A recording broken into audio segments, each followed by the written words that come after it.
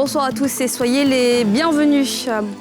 Le Premier ministre Ahmed Bakayoko a pris officiellement fonction ce mardi à la primature, une prise de fonction placée sous le signe de la continuité avec en priorité la lutte contre la maladie coronavirus. Un peu plus tôt, il était en compagnie de nombreuses personnalités à l'inhumation du parolier de l'Abidjanaise, Monseigneur Pierre-Marie Coty, décédé le 17 juillet dernier, un enterrement qui intervient à seulement 3 jours de la fête nationale. Et puis la commission électorale indépendante et catégorique, l'élection présidentielle se tiendra bien le 31 octobre 2020. Après le léger remaniement du gouvernement d'Ahmed Bakayoko hier lundi, le Premier ministre a pris officiellement fonction ce matin, une prise de fonction placée sous le signe de la continuité de l'action gouvernementale. Pierre Dipomélin, Fulgence Kisiedou. Document technique remis au nouveau Premier ministre ivoirien, Ahmed Bakayoko. Il prend officiellement fonction dans une maison qu'il connaît bien pour avoir assuré l'intérim du défunt Amadou Gon Coulibaly. Après avoir exprimé sa gratitude au président de la République, le nouveau chef du gouvernement a rendu un hommage à son prédécesseur. Je voudrais, en ces circonstances particulières, saluer à nouveau la mémoire de ce grand homme d'État, fidèle collaborateur du président de la République, son Excellence M. Alassane Ouattara, grand et infatigable serviteur de la Côte d'Ivoire, dont il aura contribué au développement dans divers domaines. Le Premier ministre Amadou Gon Coulibaly restera à jamais dans nos cœurs et dans nos esprits. Un grand patriote, un modèle de compétence, de dévouement, de loyauté et de courage, dont l'action et les valeurs inspireront notre génération et celle de demain. Le nouveau locataire de la primature a également assuré travailler dans la continuité et la poursuite des efforts de développement du pays. La construction d'un pays est une œuvre de générations successives, dans un esprit de continuité, mais également d'approfondissement des chantiers ouverts. Ensemble, nous devons surmonter les épreuves du moment, tout en gardant à l'esprit le devoir qui est le nôtre de servir avec davantage d'abnégation notre beau pays, la Côte d'Ivoire. La cérémonie de passation de charge s'est déroulée en présence du ministre d'État, secrétaire de la présidence, Patrick Hachi, et sous la supervision de Mme Até Eliane Bimanagbo, secrétaire générale du gouvernement.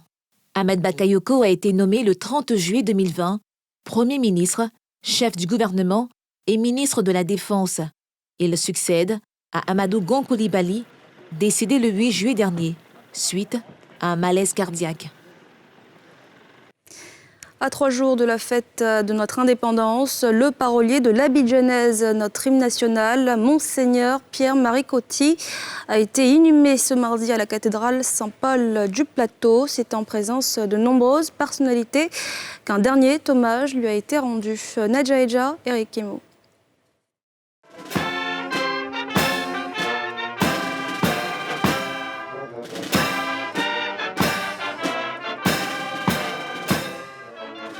C'est ici au sein de la cathédrale Saint-Paul du Plateau que repose pour l'éternité Monseigneur Pierre-Marie Coty. Premier journaliste prêtre ivoirien, il a consacré sa vie au service de la nation. Un dévouement qu'il matérialise, entre autres, par la rédaction des paroles de l'hymne national. Il est co-auteur des paroles de notre hymne qui continue de rythmer la vie de la nation.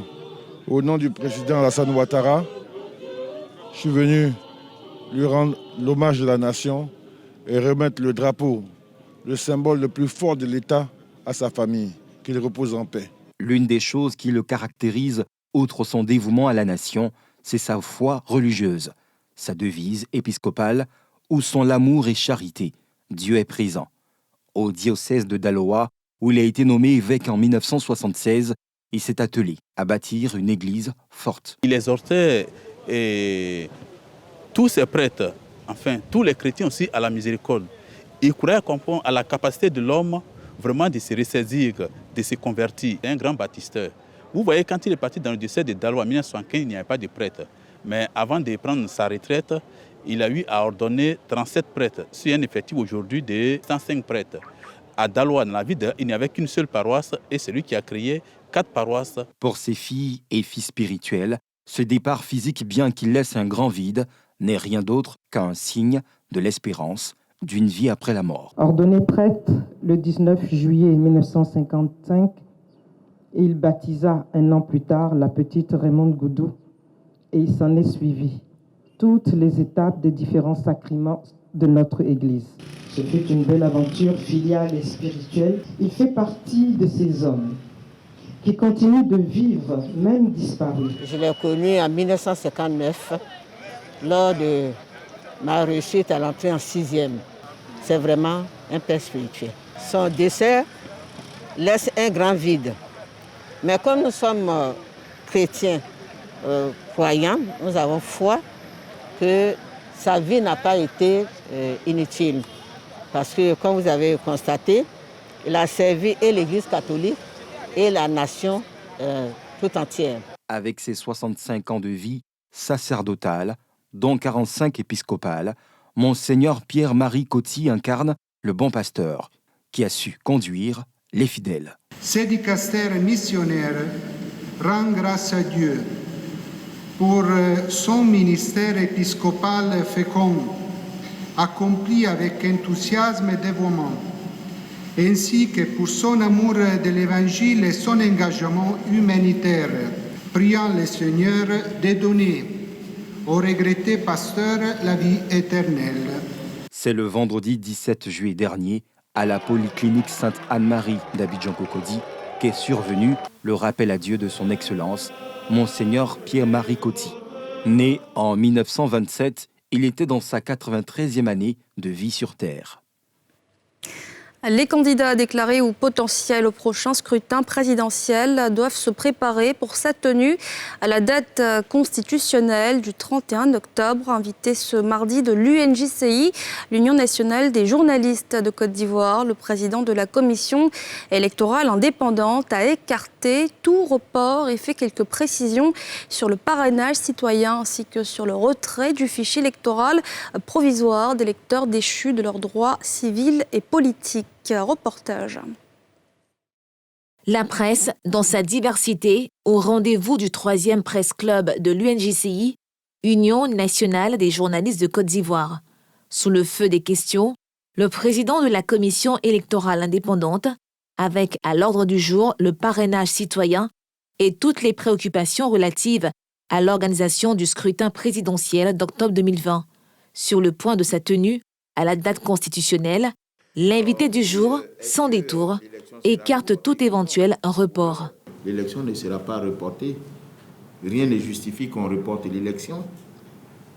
Nous avons dit que dans notre chronogramme, on avait la révision de la liste électorale. Et la loi dit qu'il faut réviser la liste électorale ou bien afficher la liste électorale 3 mois avant. C'est ce que nous avons fait. Et après, il faut 60 jours pour recevoir les dépôts de candidature. C'est ce que nous sommes en train de faire.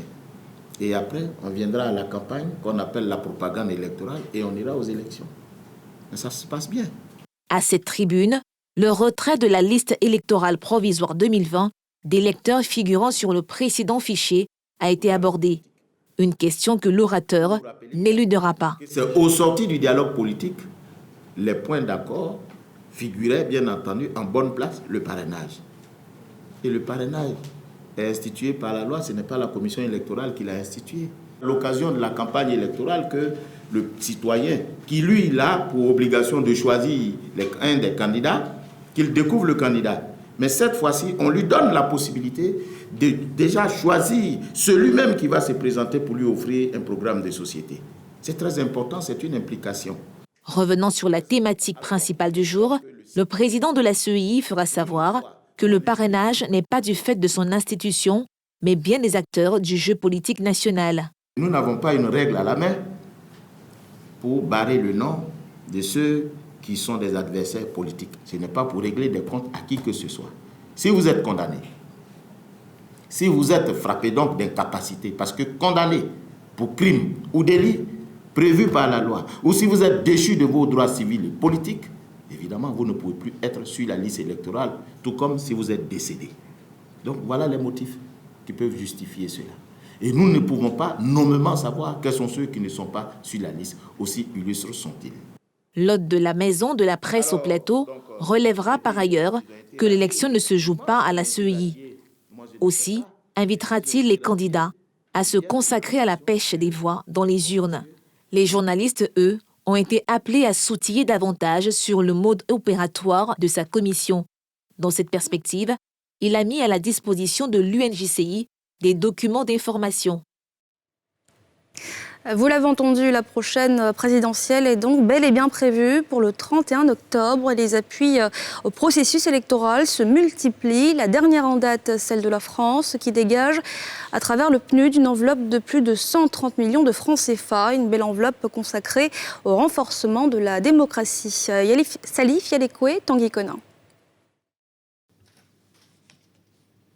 Ces actes matérialisent un appui qu'apporte la France à la Côte d'Ivoire dans le cadre du projet d'appui aux élections en Côte d'Ivoire.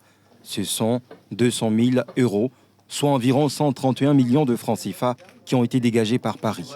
C'est au siège du programme des Nations Unies pour le développement à Abidjan Plateau que s'est déroulée cette signature entre l'institution onusienne et l'ambassade de France en Côte d'Ivoire, en présence du président de la commission électorale indépendante.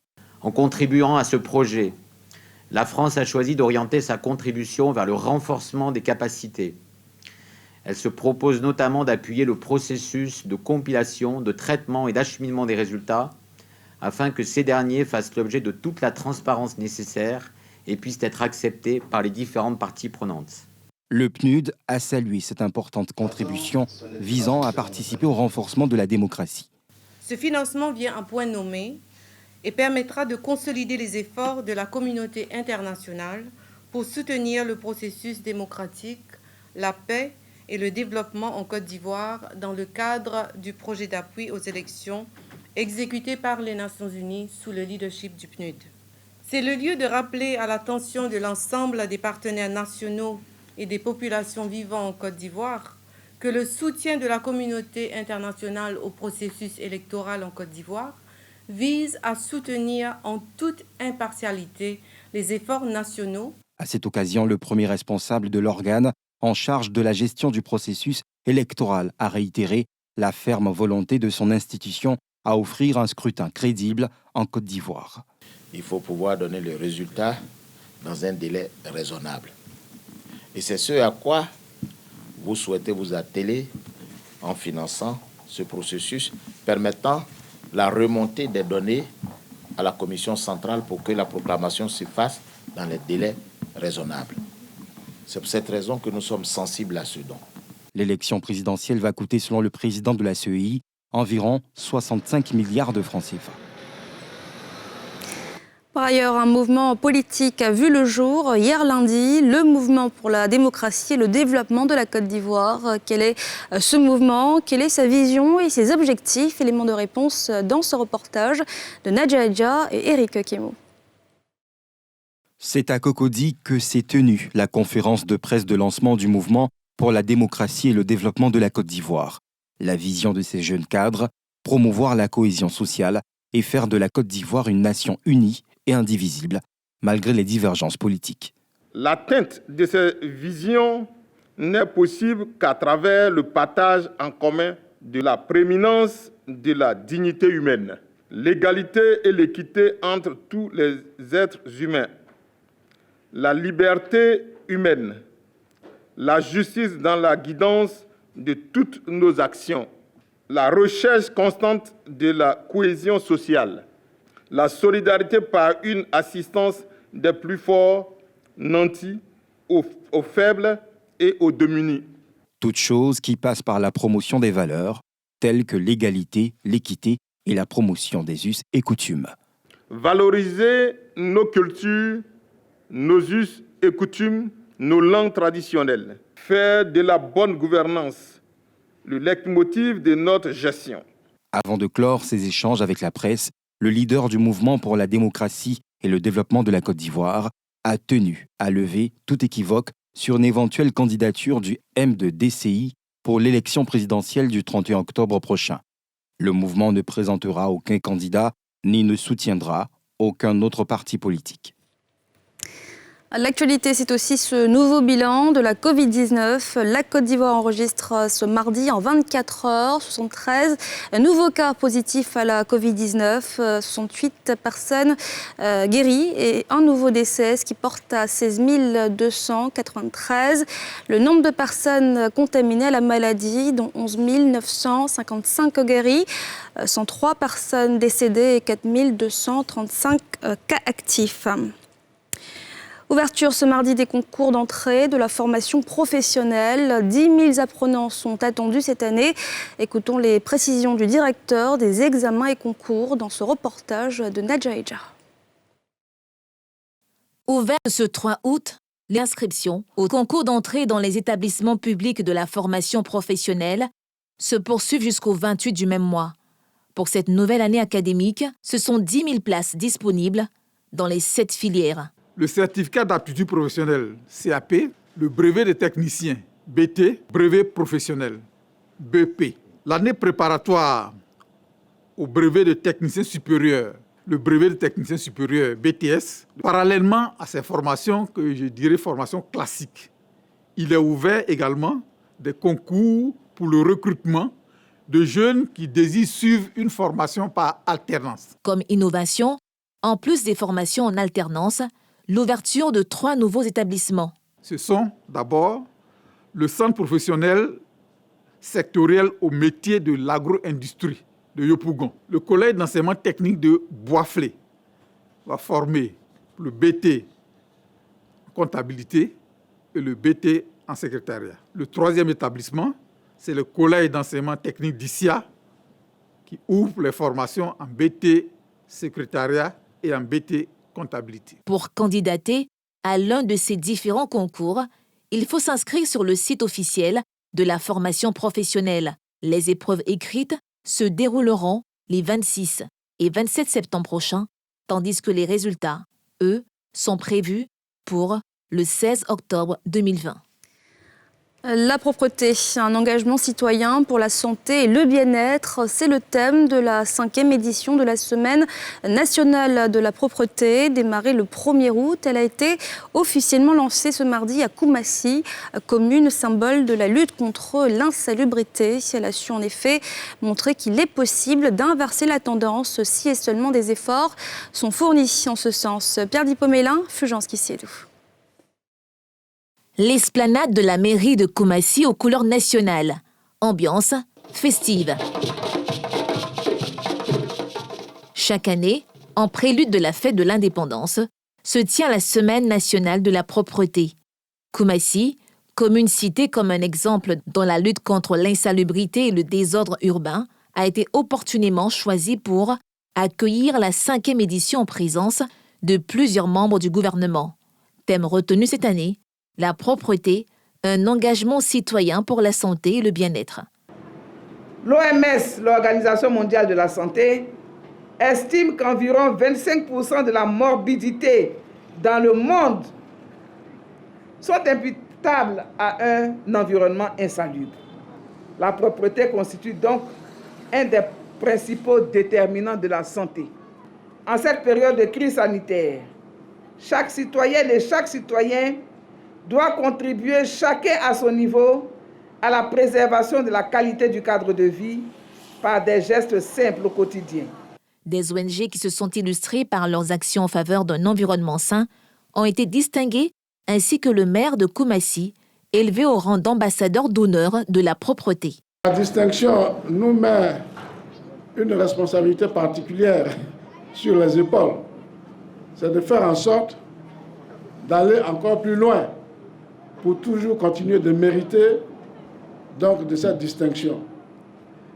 Rassurez-vous, nous n'allons pas baisser les bras, nous allons continuer à travailler, mais jamais dans l'excès, jamais dans l'abus, toujours dans le juste milieu. La Semaine nationale de la propreté a été initiée en 2016. Elle vise à mobiliser tout le corps social autour de la notion de propreté comme valeur de la vie quotidienne.